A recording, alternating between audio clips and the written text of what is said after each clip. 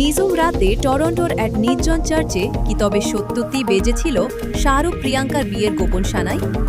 সেই সুরের প্রতিধ্বনি কি শেষ পর্যন্ত পৌঁছেছিল শাহরুখের বশত ভিটা মন্নতের অন্দরমহল অবধি?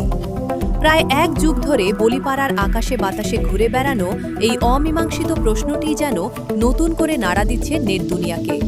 যা এতদিন ছিল নিছকই কানকথা বা গুঞ্জন, হঠাৎ তা যেন এক বিস্ফোরক ব্রেকিং নিউজ হয়ে নতুন মোড় নিল।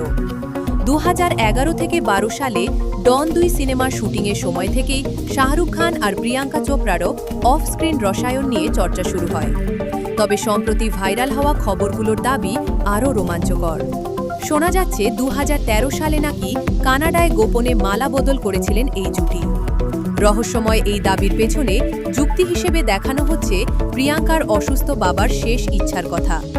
কিন্তু প্রশ্ন হলো, যদি সত্যিই এমন কিছু ঘটে থাকে, তবে গত 11 বছরে তার কোনো প্রামাণ্য দলিল কেন সামনে এলো না?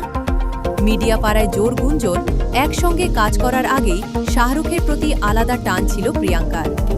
এ বিষয়ে অবশ্য কেউই কখনো কিছু বলেননি প্রকাশ্যে। প্রিয়াঙ্কাকে বরাবরই তাকে সহশিল্পী বলেই উল্লেখ করেছেন শাহরুখ। তবে বিভিন্ন সাক্ষাৎকারে শাহরুখ মজার ছলে বলেছিলেন, ইন্ডাস্ট্রির সবাই তাকে তারকা মনে করলেও প্রিয়াঙ্কা তাকে শুধু সহ অভিনেতা হিসেবেই দেখেন।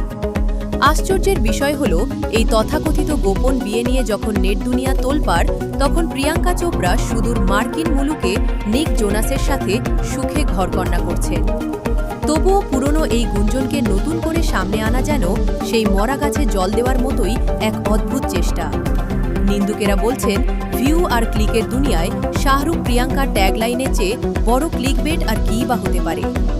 বাস্তবতা হলো, সম্প্রতি যে খবরটি প্রকাশিত হয়েছে তার কোনো নতুন ভিত্তি নেই। এটি মূলত পুরনো দিনের সেই চর্চিত গসিপকেই নতুন মোড়কে উপস্থাপন করা। 2013 সালের